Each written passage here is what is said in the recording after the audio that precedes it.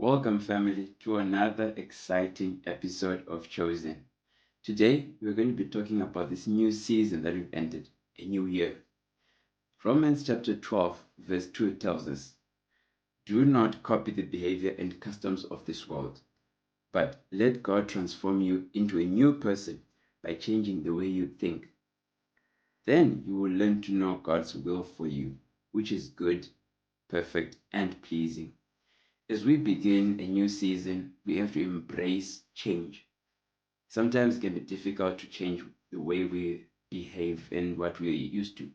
But in order to become better versions of ourselves, we have to let go of the past and embrace the new season.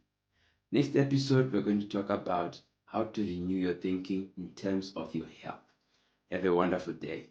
God bless you.